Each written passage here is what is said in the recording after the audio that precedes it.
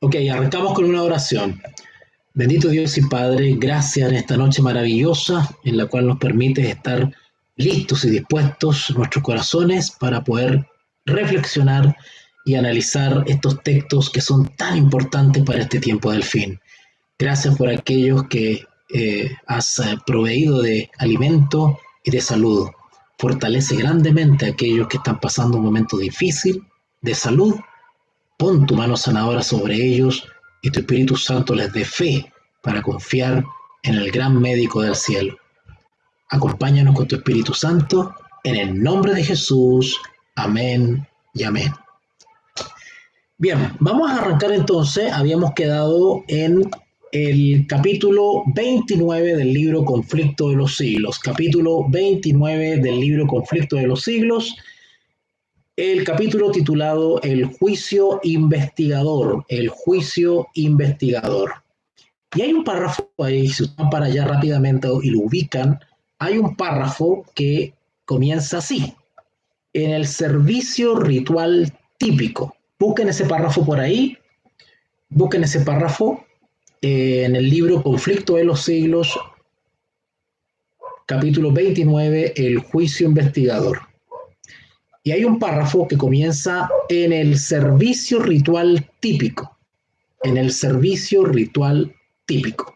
Cuando hablamos del servicio ritual típico, estamos hablando de la actividad devocional que se llevaba a cabo en el antiguo Israel y tenía relación con el santuario. ¿Okay? En este caso, el santuario móvil, el santuario en el desierto.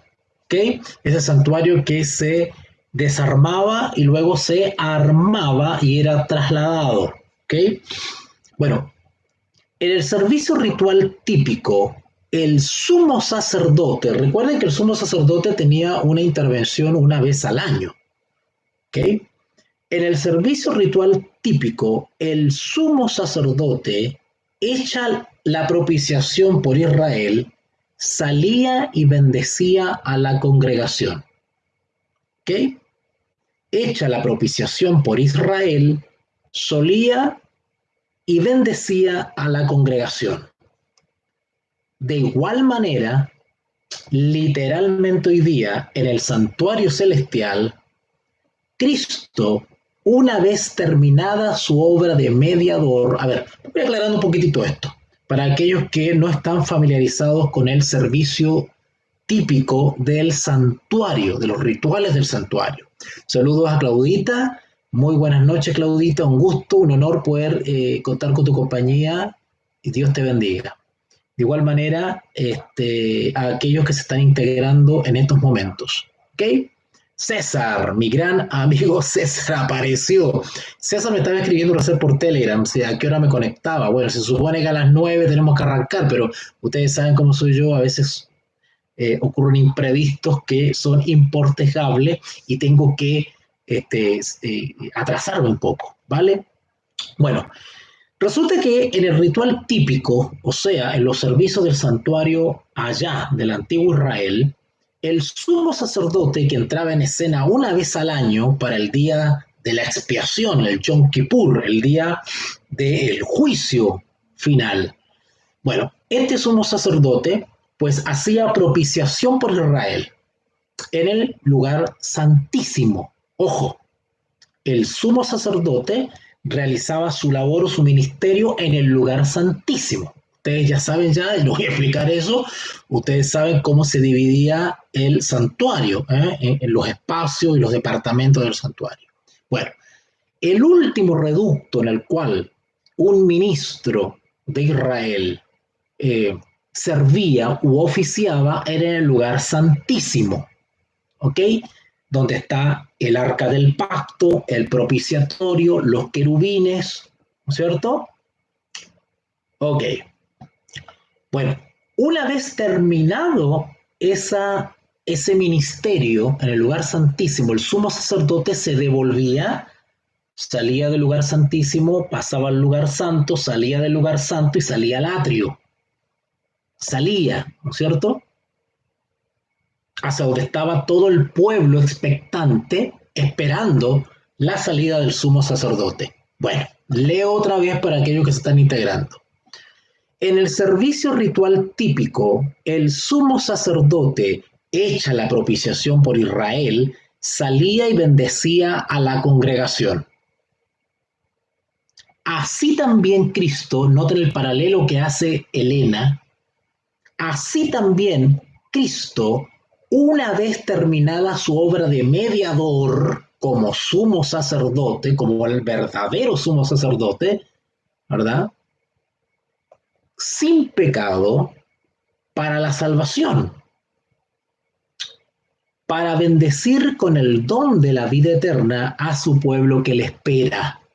De igual manera como el sumo sacerdote en el ritual típico, una vez terminada su labor en el lugar santísimo, salía del santuario y bendecía al pueblo que lo estaba esperando, de igual manera Jesús, cuando pronto termine su intercesión en el lugar santísimo, su ministerio en el lugar santísimo como sumo sacerdote, el verdadero sumo sacerdote, sumo pontífice, el verdadero sumo pontífice, también Jesús saldrá del santuario, y recuerden que ya no saldrá como sumo sacerdote porque habrá terminado su labor en el santuario.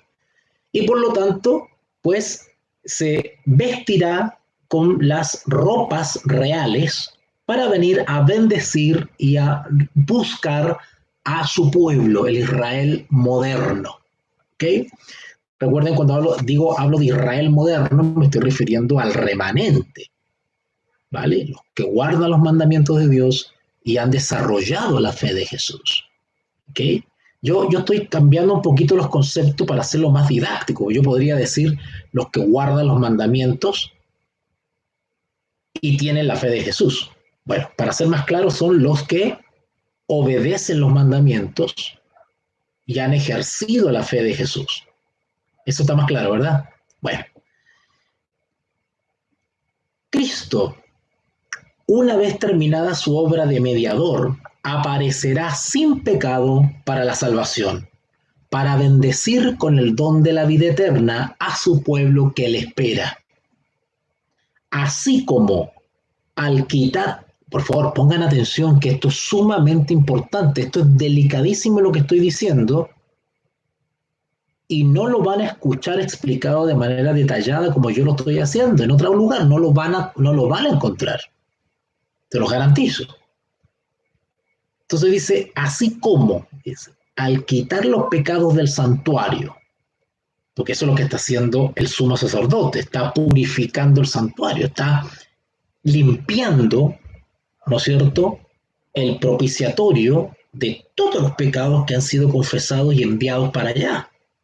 Los está purificando, los está limpiando. Entonces, así como al quitar los pecados del santuario, el sacerdote los confesaba sobre la cabeza del macho cabrío emisario, así también Cristo coloca todos estos pecados sobre Satanás. El macho cabrío emisario es un símbolo de Satán, sobre el cual son depositados o cargados todos los pecados. ¿Vale? Eso sucedía en el ritual típico. Así como al quitar los pecados del santuario, el sacerdote los confesaba sobre la cabeza del macho cabrío emisario, así también Cristo colocará, cuando salga del santuario, fin del tiempo de gracia, todos estos pecados sobre Satanás, autor e instigador del pecado. El macho cabrío emisario que cargaba con los pecados de Israel era enviado a tierra inhabitada, o sea, era echado, era exiliado de las cercanías del campamento, era echado al desierto para vagar solo por ahí y hasta que al final moría, ¿vale? Así también Satanás, cargado con la responsabilidad de todos los pecados que ha hecho cometer al pueblo de Dios. Será confinado durante 1000 años. Claro, en el ritual típico, el macho cabrío emisario era exiliado fuera del campamento para que se perdiese allá en el desierto y vagara y terminaba muerto, pues, evidentemente, ese animalito. Bueno, de la misma manera, actualmente, cuando termine el juicio investigador, es decir, llegue el fin del tiempo de la gracia, los pecados serán atribuidos o puestos sobre Satanás y éste será echado fuera del campamento para que vague por ahí, ¿no es cierto?, hasta que sea muerto o destruido. Eso sucede durante los 1000 años, cuando son puestos los pecados sobre la cabeza de este macho emisario llamado Satanás, macho cabrío emisario llamado Satanás. Este, pues, vagará durante 1000 años, el famoso milenio que nosotros le conocemos. Incluso el conflicto de los siglos relata esa situación y dice que tendrá tiempo para reflexionar sobre todo lo que hizo. Pero él cargará los pecados de su pueblo de todas las edades, hasta que llegue el fin de los 1000 años y el macho cabrío emisario o Satanás sea destruido. ¿Ok? Ok, y el pecado sea extinguido para siempre. Y con él, Satanás y sus ángeles sean destruidos para siempre. Así como al quitar los pecados del santuario, el sacerdote los confesaba sobre la cabeza del macho cabrío emisario, así también Cristo colocará todos esos pecados sobre Satanás, autor e instigador del pecado. El macho cabrío emisario que cargaba con los pecados de Israel era enviado a tierra inhabitada. Así también Satanás, cargado con la responsabilidad de todos los pecados que ha hecho cometer al pueblo de Dios, será confinado durante 1000 años en la tierra entonces desolada y sin habitante. Ojo, durante los 1000 años, es decir, desde la segunda venida de Cristo, me equivoqué en delante, parece que dije desde el fin del tiempo de gracia, no. Termina el tiempo de gracia, comienza un periodo llamado el gran tiempo de angustia, donde son derramadas las plagas, donde tenemos el decreto de muerte, donde tenemos el tiempo de angustia de Jacob, ¿ok? Pero terminado el gran tiempo de angustia y ya siendo derramadas las plagas, pues para ese entonces pues no queda ningún habitante vivo. Son todos golpeados con las plagas, ¿ok? Y por supuesto que el que esté vivo pues va a ser fulminado con la segunda venida de Cristo. Con el resplandor de la segunda venida será fulminado, porque nadie, ningún pecador puede estar en pie en la presencia de aquel que brilla y resplandecerá. Así que los impíos que queden vivos al fin del gran tiempo de angustia, al fin del derramamiento de las plagas, pues será fulminado por la segunda venida de Cristo. Bueno, desde la segunda venida a el fin del milenio, en todo ese periodo, Satanás estará encadenado, ¿vale? ¿Encadenado en qué sentido? En un sentido no literal. Estará encadenado por las circunstancias, porque no tendrá habitantes a quien tentar, no tendrá pueblos a quien tentar, ¿verdad? Durante los 1000 años no habrá nadie vivo en la tierra. Todo, el último que quedó vivo muere con la segunda venida de Cristo. O sea, los que no mueran en las plagas van a morir con la segunda venida de Cristo. Estoy hablando de los impíos. Pero desde la segunda venida, todo el milenio, hasta la tercera venida, que es cuando desciende la santa ciudad, no hay ningún ser humano en la tierra. Satanás está solo con sus demonios. Solo. ¿Ok? Luego, y me estoy saliendo un poquito del tema, pero que ya quiero que le quede claro el panorama. Luego que se cumplan los 1000 años, Satanás es se produce una resurrección de los impíos. Satanás los engaña, los alienta a atacar la santa ciudad y ahí cae fuego del cielo y son destruidos para siempre, ¿vale? Pero ahí me adelanté. Si quieren saber detalles sobre ese periodo de los 1000 años y la tercera venida, la tercera venida de Cristo, con su iglesia, pues lean los últimos capítulos del Conflicto de los Siglos. Ahí está todo en detalle, ¿vale? Pero, ¿por qué les digo esto? Porque efectivamente, así como el macho cabrío en el servicio típico era dejado, abandonado en el desierto para que muera, de igual manera Satanás será echado durante esos 1000 años, ¿verdad? Durante 1000 años, hasta que reciba su sentencia final al fin de los 1000 años. El macho cabrío emisario que cargaba con los pecados de Israel era enviado a tierra inhabitada. Así también Satanás, cargado con la responsabilidad de todos los pecados que ha hecho cometer al pueblo de Dios, será confinado durante 1000 años en la tierra, entonces desolada y sin habitantes, ¿vale? Quiero aclarar ese punto. Durante el milenio, durante los 1000 años, no hay ser humano vivo. Todos han sido aniquilados. O fueron aniquilados con las plagas, o fueron aniquilados con la segunda venida. Los únicos que están con vida son Satanás y sus ángeles durante los 1000 años, ¿vale? Luego dice acá, será confinado durante 1000 años en la tierra, entonces desolada y sin habitantes, y sufrirá finalmente, al fin de los 1000 años, la entera penalidad del pecado en el fuego que destruirá a todos los impíos, ¿vale? Dice los impíos porque los impíos serán resucitados al fin de los 1000 años, pero durante los 1000 años no hay ser humano vivo, solo que al final se produce una resurrección de los impíos y hay una nueva tentativa del diablo y sus demonios de destruir al pueblo de Dios, y ahí son destruidos definitivamente.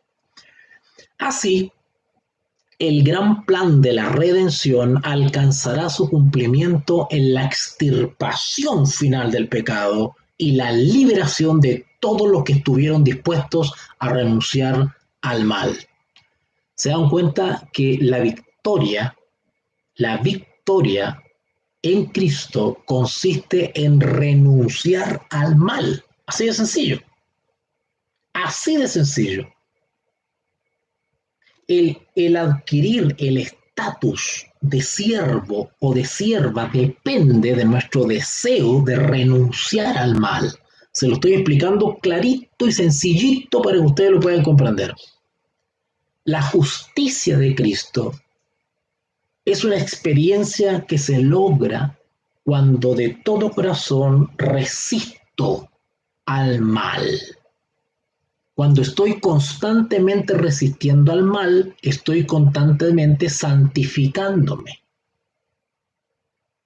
Es decir, el resultado de resistir al mal o a la tentación es la santificación. Porque evidentemente al resistir al mal, escojo hacer el bien, o pensar el bien, o hablar el bien, o sentir el bien, o desear el bien. ¿Vale? En el tiempo señalado para el juicio, es decir, para el inicio del juicio investigador, al fin de los 2300 días, en 1844, bueno, ahora la autora se retrotrae un poquito y nos lleva al comienzo del juicio investigador, es decir, el 22 de octubre de 1844. Empezó la obra de investigación y el acto de borrar los pecados. Todos los que hayan profesado el nombre de Cristo deben pasar por ese riguroso examen. Tanto los vivos como los muertos deben ser juzgados. Es decir, el juicio investigador, que comenzó el 22 de octubre de 1844, inicia su investigación de los justos por los que murieron en Cristo. Y en algún momento final iniciará una etapa llamada el juicio de los vivos. Yo ya aclaré eso en las transmisiones pasadas, es un solo juicio, se llama juicio investigador, solo que Comienza con los fallecidos en Cristo y en algún momento pues pasa a los que están vivos. ¿Ok? Todos los que hayan profesado el nombre de Cristo deben pasar por ese riguroso examen. Tanto los vivos como los muertos deben ser juzgados de acuerdo con las cosas escritas en los libros. Yo ya leímos sobre los libros, ustedes saben cuántos libros hay y qué cosa trata cada uno. Eso ya lo vimos en transmisiones pasadas. Luego comienza un párrafo muy interesante y dice, recuerden, estoy en el capítulo 29 del Conflicto de los Siglos, el juicio investigador. Hay un párrafo que comienza así: los pecados que no hayan inspirado arrepentimiento. ¡Wow! Eso sí que está peligrosísimo. Los pecados que no hayan inspirado arrepentimiento y que no hayan sido abandonados no serán perdonados ni borrados de los libros de memoria, sino que permanecerán como testimonio contra el pecador en el día de Dios. Y el día de Dios es el juicio. ¿Puede el pecador haber cometido sus malas acciones a la luz del día o en la oscuridad de la noche? Eran conocidas y manifiestas para aquel a quien tenemos que dar cuenta. O sea, da lo mismo si ustedes esos pecadillos lo hacen a la vista de todos y de día o lo hacen en la penumbra escondidos del público. Da lo mismo, porque no podemos esconderlos de aquel a quien tenemos que dar cuenta. Hubo siempre ángeles de Dios que fueron testigos de cada pecado. Ojo con los pecados secretos, porque no son secretos. O sea, no hay ningún pecado secreto en realidad. O sea, secreto desde el punto de vista humano. En relación con otro ser humano es secreto. Pero desde el punto de vista espiritual no hay pecado secreto. Acá dice,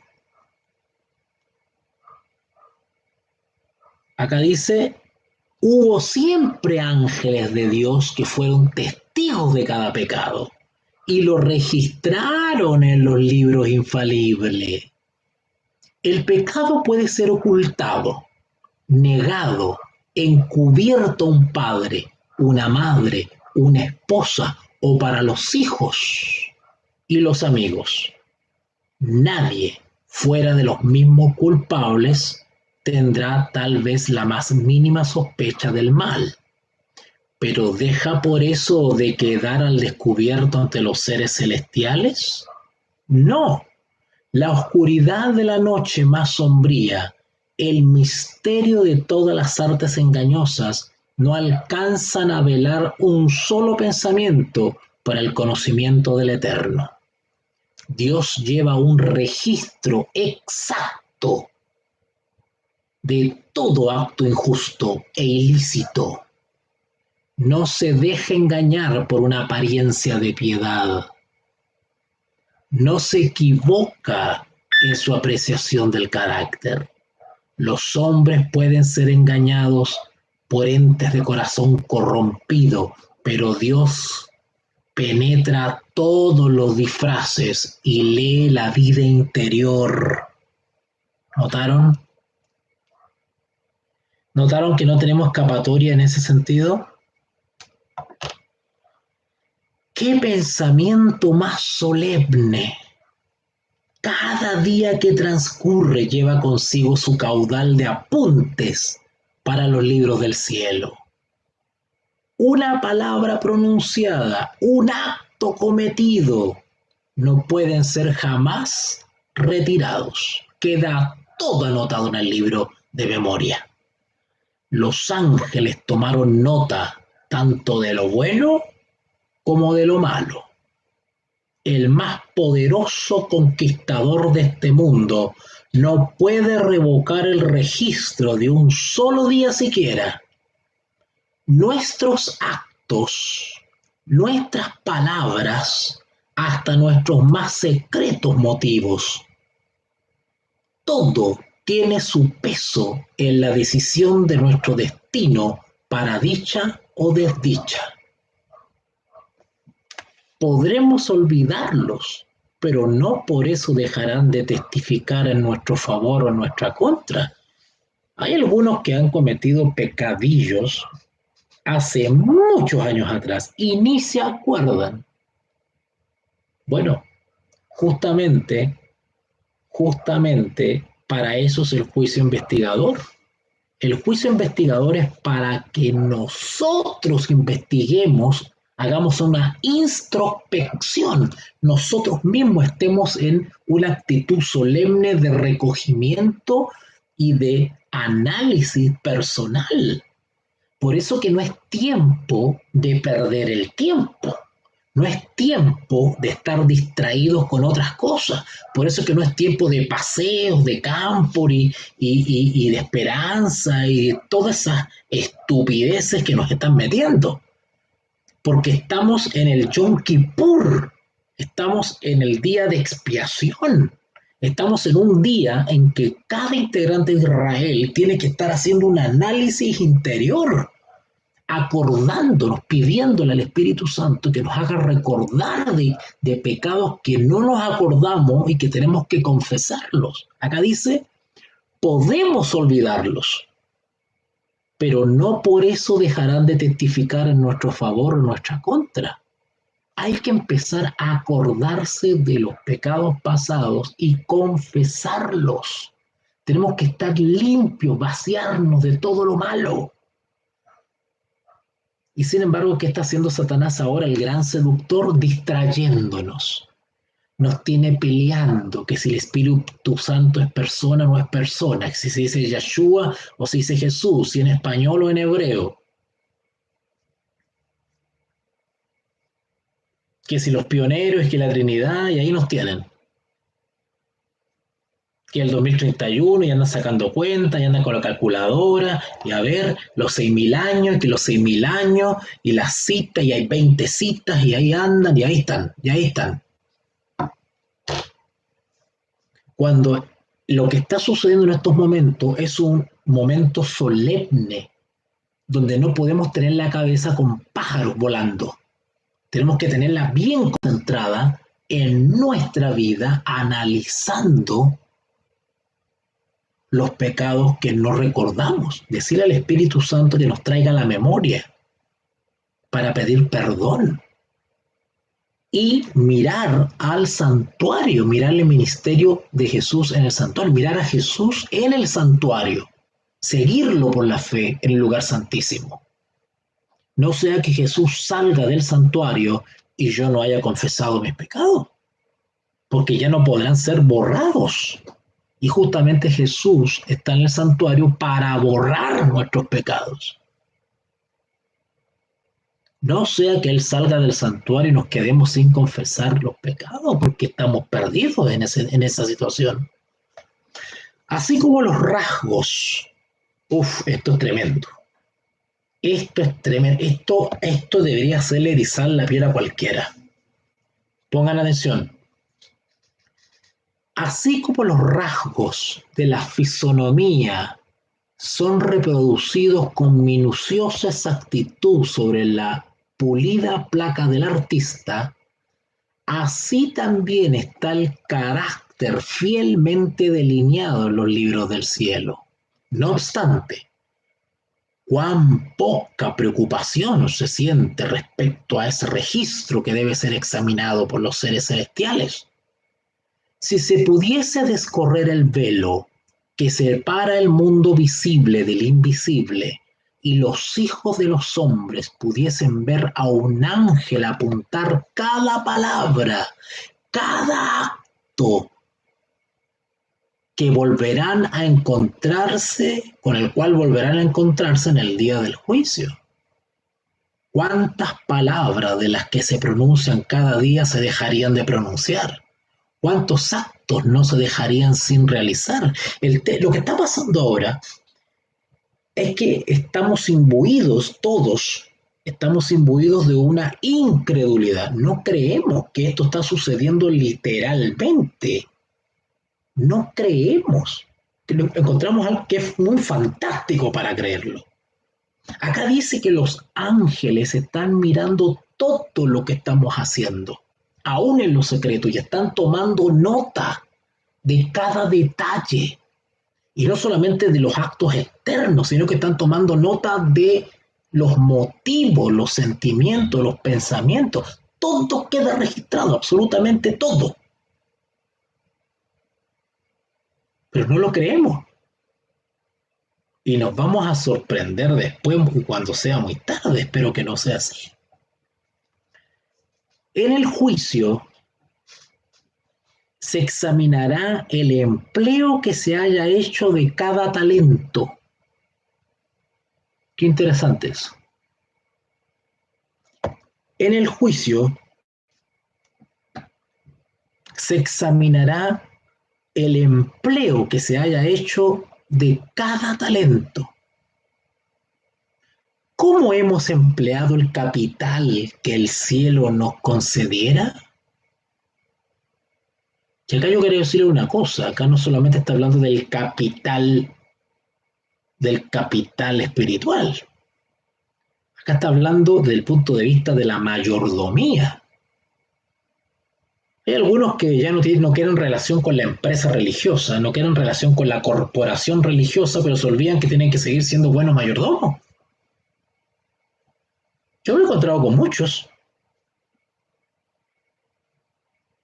grupos y ministerios y iglesias de casa que se han separado, ya no quieren saber nada de la organización religiosa, de la empresa, de la corporación religiosa, y se sienten con libertad de ahora hacer lo que se les da la gana.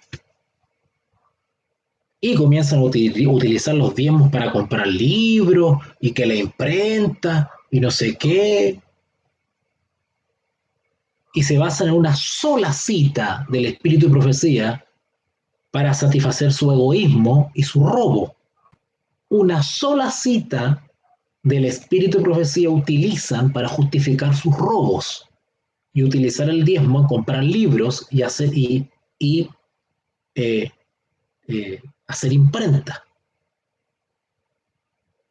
cuando los diezmos no son para eso, porque la única cita que ocupan la leen mal por un tema de redacción y siguen robando. Robaban adentro de la organización y siguen robando afuera. El hecho de que tú ya no estés en la organización o en la empresa religiosa no te justifica para ahora usar los dineros de Dios como se te da la gana. Acá dice, ¿cómo hemos empleado el capital que el cielo nos concediera? A su venida, ¿recibirá el Señor lo que es suyo con interés? ¿Hemos perfeccionado las facultades que fueran confiadas a nuestras manos, a nuestros corazones y a nuestros cerebros para la gloria de Dios y provecho del mundo? ¿Cómo hemos empleado nuestro tiempo, nuestra pluma, nuestra voz? Y acá viene la parte que no le gusta a nadie. Esta es la parte que no le gusta a nadie. Y es el motivo por el cual se pelean todos. Esto que voy a nombrar ahora es la causa de que ninguna iglesia de casa funcione, ningún ministerio funcione, ninguna salida al campo funcione. ¿Cómo hemos empleado nuestro tiempo, nuestra pluma, nuestra voz, nuestro dinero? Y le hablo a todos los ladrones que están ocupando el diezmo comprar libros. Ustedes son unos ladrones y tienen que devolver ese dinero, mirar para atrás cuánto deben y comenzar a devolvérselo al Señor. Eso es lo que tienen que hacer. Nuestra influencia. ¿Qué hemos hecho por Cristo en la persona de los pobres, de los afligidos, de los huérfanos o de las viudas? Dios nos hizo depositarios de su santa palabra. ¿Qué hemos hecho con la luz y la verdad que se nos confió para hacer a los hombres sabios para salvación? Todos estos enfermos mentales que andan poniendo fecha y se andan volviendo judíos y andan haciendo polémicas con el hebreo y toda esa sarta de tonteras, todos esos están ocupando la luz que Dios les dio, no para hacer sabios a los hombres para salvación, sino para confundirlos para perdición. Ustedes son hijos del diablo y ustedes tienen que reflexionar respecto a eso. A ustedes no les gusta que le hablen así, ¿verdad? A ustedes no les gusta que le hablen así. A ustedes les gusta seguramente que le hablen de esperanza, a muchos. Pero el consejo del testigo fiel en la persona de sus mensajeros exige y amerita que se le hable directo al pueblo. Directo.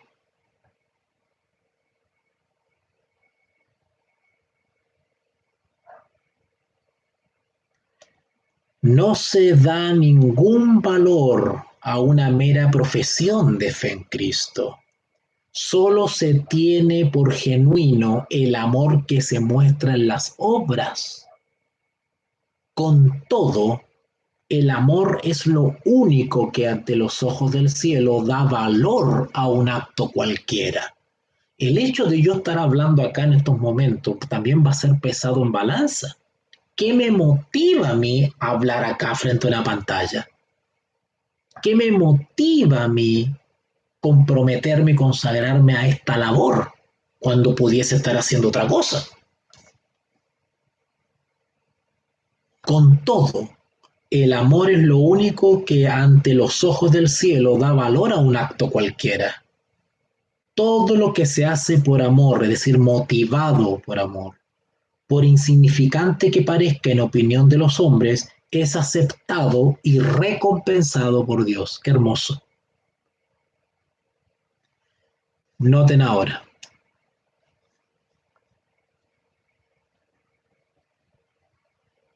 Y esto especialmente, esto especialmente para los ladrones que ocupan el diezmo en cualquier cosa.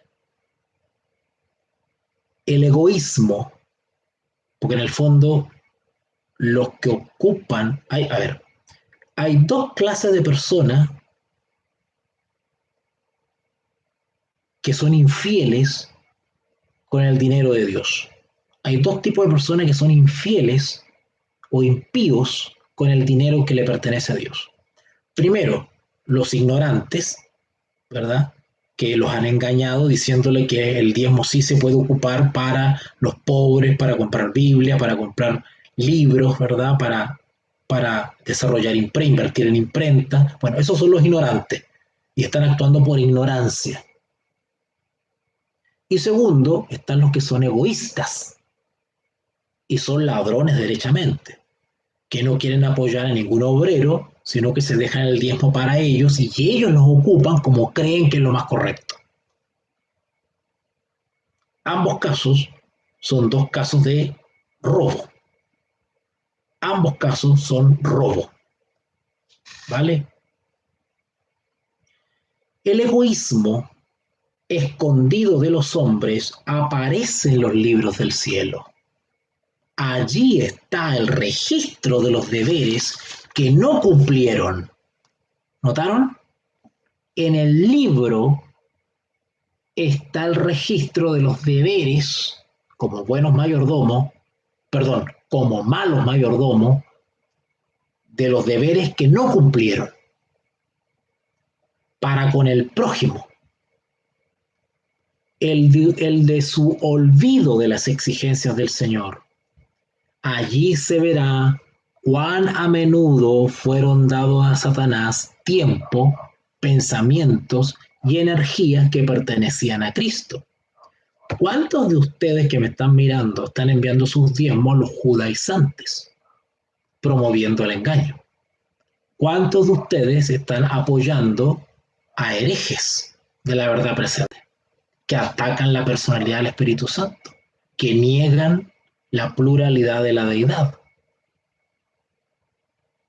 ¿Cuántos de ustedes apoyan a los artistas de la neutralidad? ¿Cuántos de ustedes apoyan a los fijadores de fecha?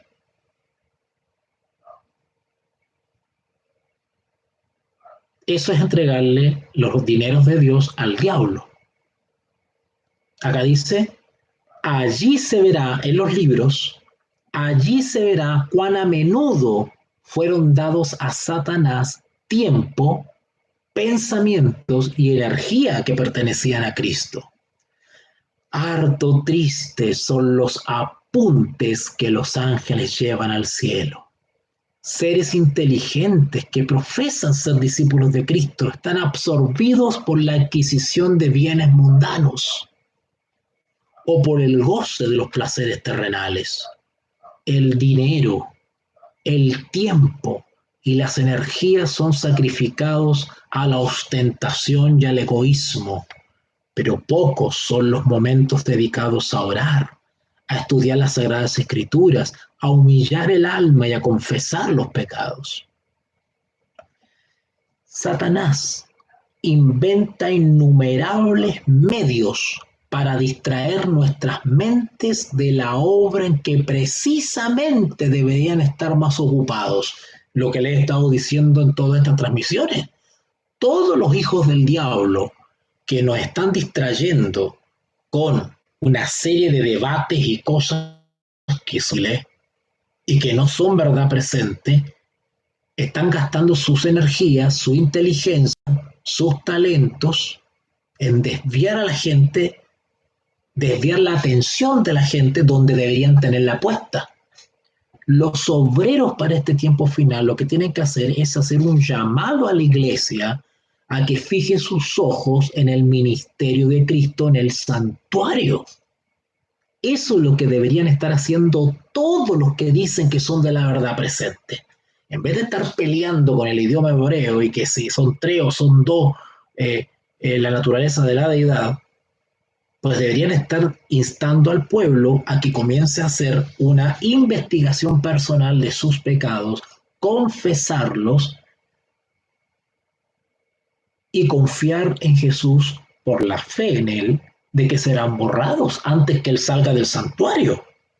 Porque si no confesamos todos nuestros pecados y Jesús sale del santuario, recibiremos las plagas. Recibiremos las plagas.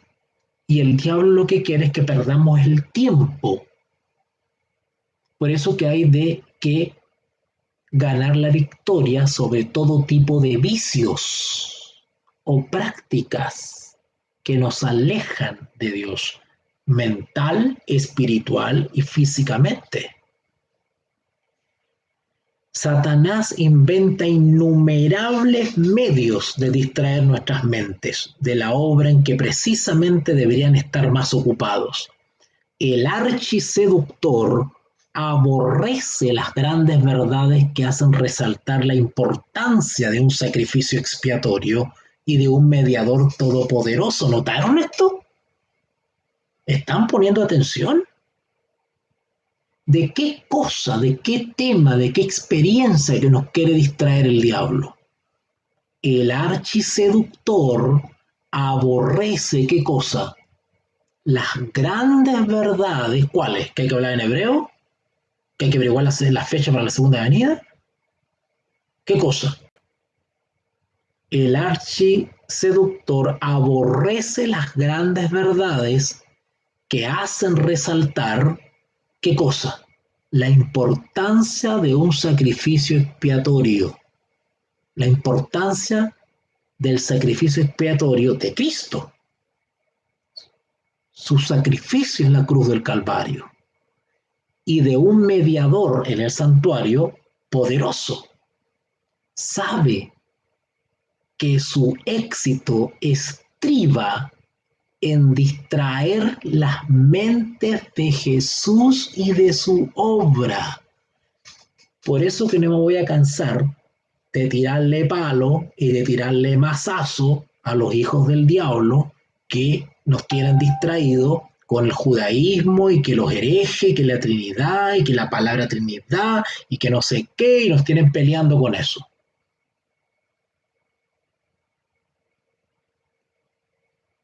Peor todavía los que andan con la esperanza. Peor todavía, más perdidos andan. Porque justamente lo que quiere el enemigo, acá dice, o el leo textual, sabe que su éxito estriba en distraer la mente de Jesús y de su obra. ¿A dónde? En el santuario. Por eso que el mensaje satánico de 2031, la teoría de 2031, es una teoría satánica, es una teoría que viene del mismo abismo. Porque la falsa doctrina satánica del 2031, que a un montón de tontos tiene distraídos, y tontas también, esa doctrina de 2031 ataca, 2031, el mensaje de los 6.000 años le llaman, ataca la justificación por la fe, ataca justamente esto. Porque en vez de ponernos, de fijar la atención en un ministerio que no sabemos el resultado, por lo tanto, a ver, ¿cómo les explico? El diablo nos distrae con temas que satisfacen la curiosidad natural del hombre. ¿Se entendió? Por favor, pongan atención a lo que estoy diciendo, esto es profundo. El diablo nos distrae o logra éxito cuando capta nuestra atención a temas que satisfacen la curiosidad y el morbo propio de la naturaleza humana y que es propio del morbo o la curiosidad de la naturaleza humana caída, el saber los misterios de Dios, cosas que Dios tiene en veladas. El solo hecho de que nosotros tengamos la posibilidad de saberlas, eso a nosotros nos excita. Porque el plan de Dios es que por la fe, no es por fechas, es por fe. Creo simplemente que Cristo viene pronto. Creo simplemente que Jesús está en el santuario celestial. Yo no me muevo, mi fe no se funda ni se basa en fechas, sino que no se funda en un dato. La fe de Jesús no se alimenta de un dato conocido, de un dato, de una fecha, ya sea día, mes, hora, año, mes. No se basa en eso. Porque nosotros no nos basamos en lo que vemos. Nosotros depositamos nuestra fe en lo que no se ve. No dice la definición de fe en Hebreos 11.1, es pues la certeza de lo que se espera, la convicción de lo que no se ve. Entonces, ¿qué hace el diablo? Satisface nuestra carne y nos presenta algo que sí se sabe, que es supuestamente una fecha, 2031. Eso ataca el mensaje del tercer ángel porque ya no es por la fe, es por una fecha, por un hecho, por un dato conocido. Por eso que el mensaje de 2031 es satánico, es diabólico, ataca el mensaje de los tres ángeles. Por eso que no importa cuán interesantes sean los videos de el loco de allá de España que inventó el 2031, no importa que sean interesantes los videos, hay que desecharlo, porque es un ministerio o es un instrumento del abismo. Porque el mensaje de 2031 ataca la justificación por la fe, ataca la justicia de Cristo. Esto yo lo he explicado, pero con detalle en mis conferencias. Leo otra vez. Satanás inventa innumerables medios de distraer nuestras mentes de la obra en que precisamente deberíamos estar más ocupados. El archiseductor aborrece las grandes verdades que hacen resaltar la importancia de un sacrificio expiatorio y de un mediador todopoderoso. Es ahí donde tenemos que tener la mente, en el sacrificio expiatorio de Cristo y de un mediador todopoderoso, no en andar leyendo la cita de los 6.000 años, tratando de satisfacer la curiosidad y el morbo.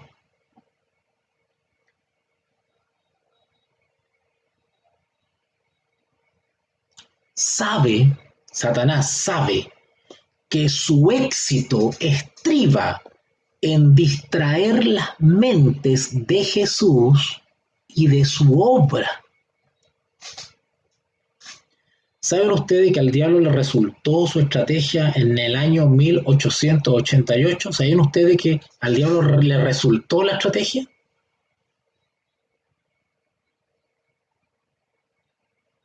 Para el año 1888, y no voy a contar lo que pasó ese año, ustedes saben, los que conocen la historia denominacional saben qué pasó en el año 1898 allá en Minnesota, en Minneapolis, en Estados Unidos.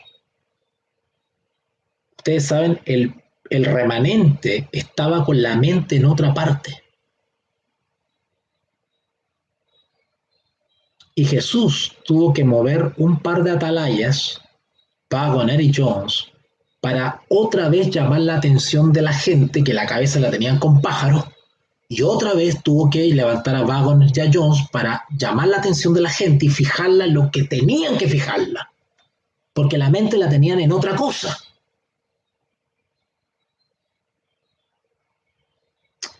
No tengo la cita acá en estos momentos, pero se la voy a parafrasear porque como que casi me la sé de memoria. Decía: en su gran misericordia el Señor envió a sus siervos o pastores, decía la cita, Waggoner y Jones. Muchos habían perdido de vista, a ver, solo voy a leer textualmente mejor, porque me la sé pero así de manera parafraseada. Se la voy a leer acá. Ustedes conocen esa cita, pero se la voy a leer textual, porque esto ya se repitió. Esto ya sucedió en 1888. Y Dios tiene que levantar mensajeros que le tiren las orejas a la iglesia y le digan: déjense de estar pajareando, distraídos, y fijen la mente y le digan: déjense de estar pajareando, distraídos, y fijen la mente donde tienen que ponerla. Dice en el libro Evento de los Últimos Días, el capítulo El Fuerte Clamor, libro Evento de los Últimos Días, El Fuerte Clamor, capítulo El Fuerte Clamor, ¿ya? Hay una cita que está bajo el subtítulo El corazón del último mensaje de Dios.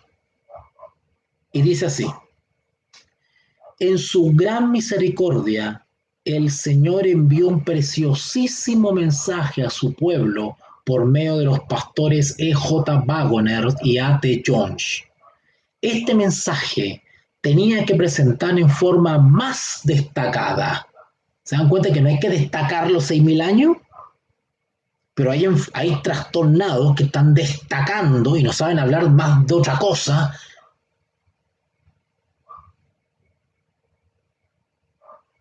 De que Yahshua para arriba y Yahshua para abajo, que las fiestas judías están vigentes, que la Torá.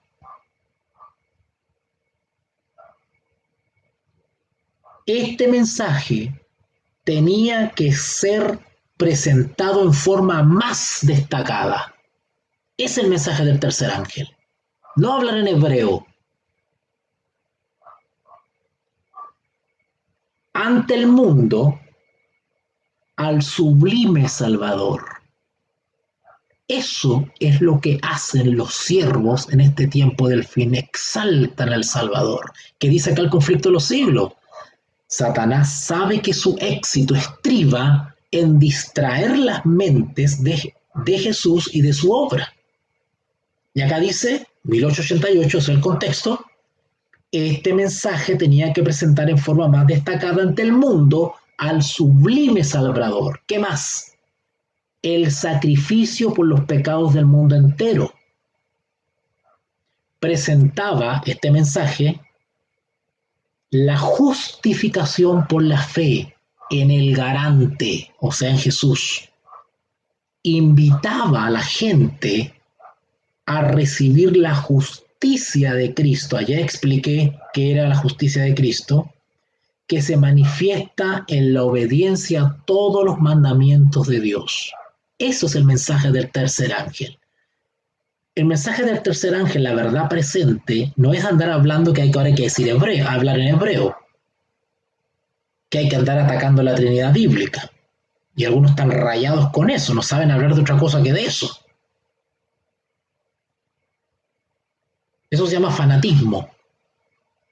Acá dice que el mensaje de la verdad presente, igual a la pregunta que está antes acá, varios me han escrito preguntándome, está en mensajes selectos, tomo 1, 437 del año 1890. Varios me han escrito preguntándome si el mensaje de la justificación por la fe es el mensaje del tercer ángel. Y he contestado, es el mensaje del tercer ángel en verdad. ¿Quién le dijo a estos hijos del diablo que hablar de que ahora se habla en hebreo y atacar la Trinidad bíblica y que la fiesta judía y que no sé qué cosa, que eso es verdad presente? ¿Tú le vas a ir a hablar a eso a los obreros la hora undécima en el fuerte pregón? ¿Es eso lo que tenemos que hablar en el fuerte pregón?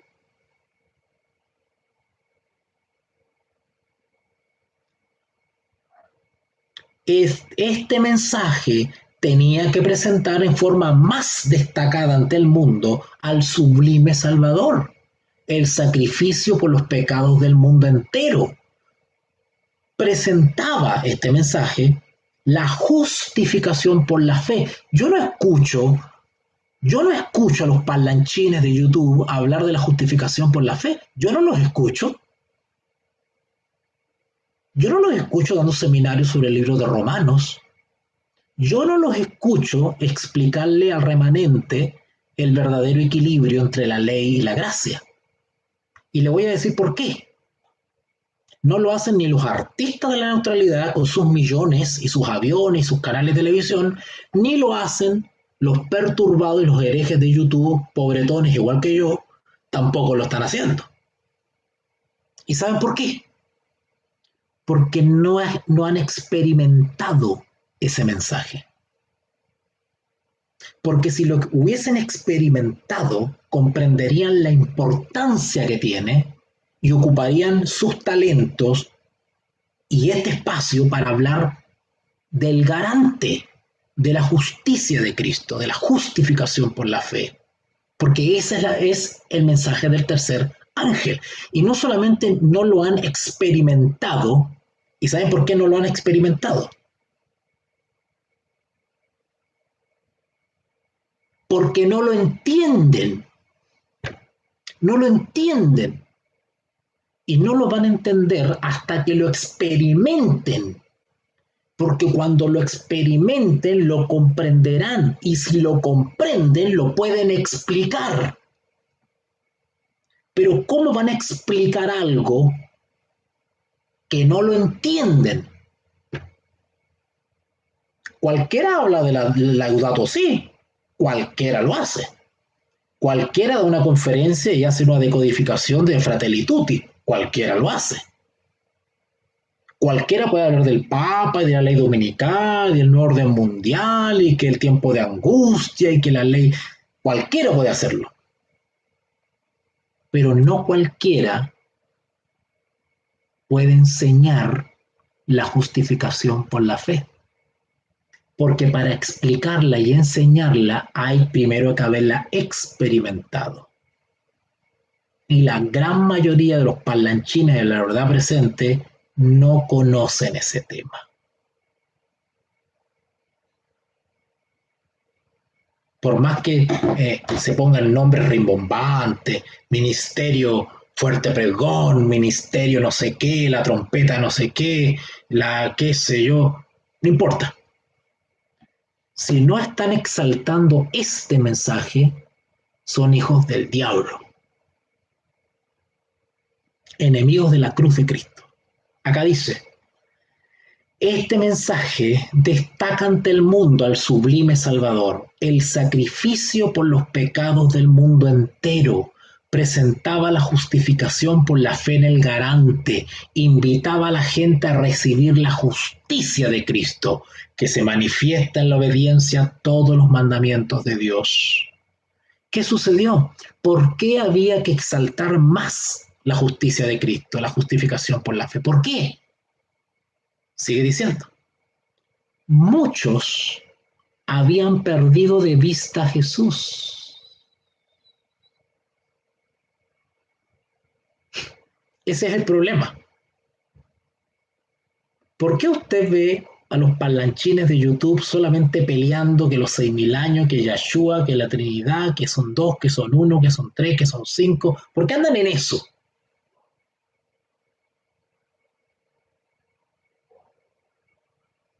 Muchos habían perdido de vista a Jesús. Necesitaban dirigir sus ojos a su divina persona, a sus méritos, a su amor inalterable por la familia humana. Todo el poder es colocado en sus manos. Y Él, Jesús, puede dispensar ricos dones a los hombres, impartiendo el inapreciable don de su propia justicia al desvalido agente humano. Este es el mensaje que Dios ordenó que fuera dado al mundo. ¿Cuál? La justicia de Cristo, la justificación por la fe, no el Yahshua y los 6.000 años. Ese no es el mensaje para darle al mundo. Eso no es verdad presente, es un mensaje satánico. Y eso es un distractivo para que el remanente reciba la marca de la bestia y posteriormente sea castigado con las plagas.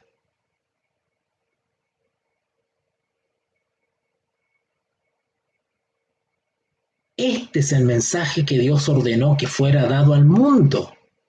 Es el mensaje del tercer ángel. Ha de ser proclamado en alta voz y acompañado por el abundante derramamiento de su espíritu.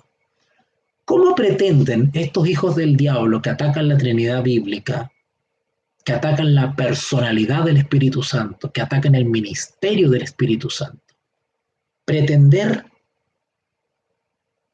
que se derrame la lluvia tardía sobre ellos si atacan justamente al Espíritu Santo? ¿Cómo pretenden ser guiados a toda la verdad si están atacando justamente al que recibió la misión de guiarnos a toda la verdad?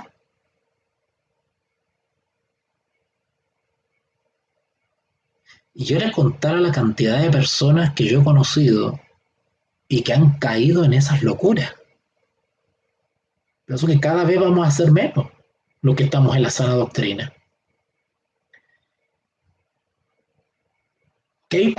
Sigo con el conflicto de los siglos y ya voy terminando. Y bueno, voy a repetir un párrafo que me parece importante hacerlo. Recuerden, estoy en el conflicto de los siglos, conflicto de los siglos, capítulo 29, el juicio investigador. Voy a leer un párrafo que comienza: Satanás inventa, para que ustedes que tienen el libro puedan leer por última vez ese parrafito. Satanás inventa innumerables medios de distraer nuestras mentes de la obra en que precisamente deberíamos estar más ocupados. Es decir, la obra de intercesión de Cristo en el santuario. Ahí tenemos que estar preocupados nosotros. El archiseductor aborrece las grandes verdades que hacen resaltar la importancia de un sacrificio expiatorio y de un mediador todopoderoso. Es decir, los méritos de Cristo con su muerte en el Calvario y su mediación como sumo sacerdote en el lugar santísimo del santuario celestial. Luego dice: sabe que su éxito estriba en distraer las mentes de Jesús y de su obra.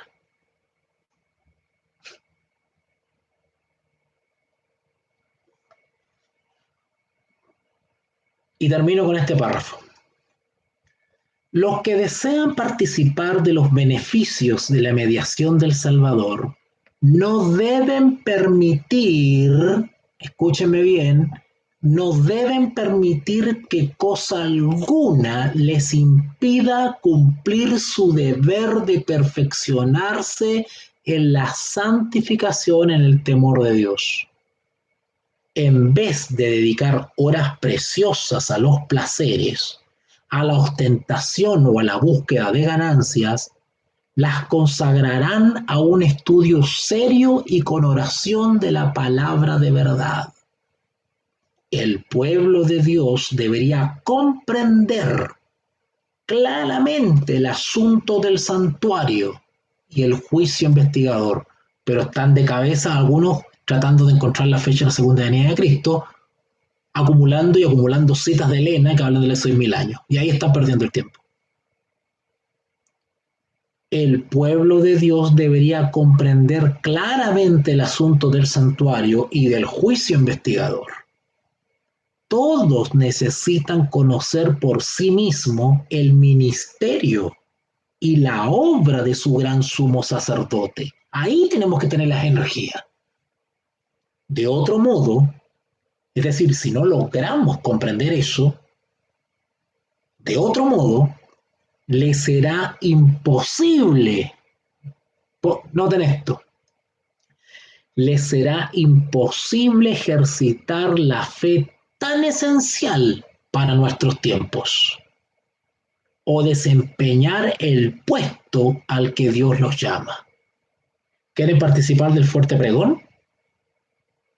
¿Quieren ser de aquellos que tienen la fe de Jesús? Bueno, ninguno va a participar ni del fuerte pregón, ni será del remanente o del residuo que tenga la fe de Jesús, si no comprende el ministerio de Cristo en el santuario celestial y todo lo que tiene que ver con el juicio investigador. Si no tenemos una experiencia con ese mensaje, con el mensaje de la justicia de Cristo, sueñen que van a participar del fuerte pregón. Cada cual tiene un alma que salvar o que perder. Todos tienen una causa pendiente ante el tribunal de Dios. Cada cual deberá encontrarse cara a cara con el juez. Cuán importante es, pues, que cada uno contemple a menudo de antemano la solemne escena del juicio en sesión, cuando serán abiertos los libros, cuando con Daniel cada cual tendrá que estar en pie al fin de los días. ¡Wow! Dura es la palabra, ¿verdad? El mensaje del juicio, el mensaje del juicio investigador nos aterriza. Nos aterriza. Nos hace pensar si realmente creemos en el cielo, creemos en lo sobrenatural, creemos en una patria celestial.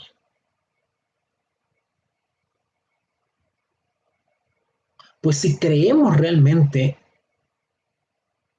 en una patria que no es de este mundo, eso se tiene que notar, se tiene que evidenciar.